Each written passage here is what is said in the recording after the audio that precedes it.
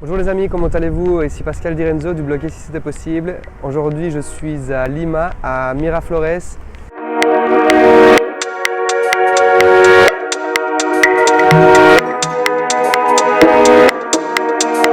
Je suis dans le parc El Parco del Amor, le parc de l'amour. Et je voulais en profiter de me trouver dans ce parc pour vous faire cette petite vidéo qui est sur les relations conjugales, relations de couple. Je pense que c'est l'endroit idéal pour vous parler de ça. Donc je vais vous partager 5 clés qui pour moi fonctionnent. Je ne suis pas un expert en relations de couple, mais pour moi 5 clés fonctionnent pour passer votre couple à un niveau supérieur. Donc la première clé que je vais partager avec vous, c'est avoir des valeurs en commun. Des valeurs communes, c'est une chose très importante pour avoir de bonnes relations de couple. La deuxième clé que je partage avec vous aujourd'hui, c'est d'avoir une vision commune, un projet commun. Si c'est pour passer le reste de votre vie avec votre conjoint, autant le passer à deux sur un projet commun, un projet qui vous anime tous les deux. La troisième clé que je vais partager aussi, c'est pouvoir des marques d'attention, pouvoir donner des marques d'attention à la personne que vous aimez. Alors attention, les marques d'attention ne sont pas forcément des marques d'attention payantes, pas forcément besoin d'acheter des fleurs ou faire des cadeaux, juste de l'écoute et des marques d'attention, des mots gentils. Alors à savoir, à noter que ce qui est très important, c'est de ne pas donner les marques d'attention que l'on voudrait recevoir, mais plutôt donner des marques d'attention que la personne avec qui vous vivez aime recevoir.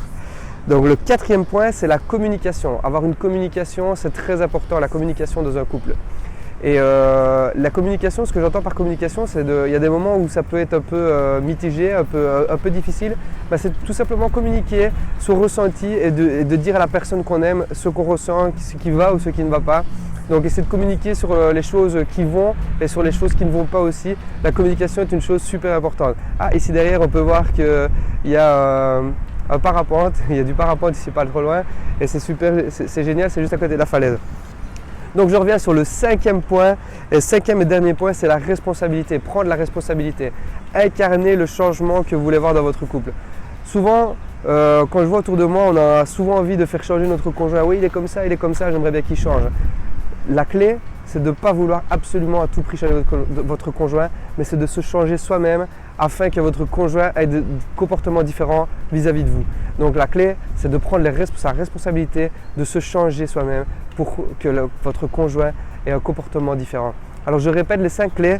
La première, c'est les valeurs communes. La deuxième, c'est le projet en commun.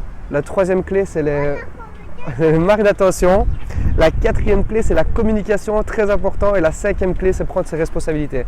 C'était Pascal du blog Et si c'était possible.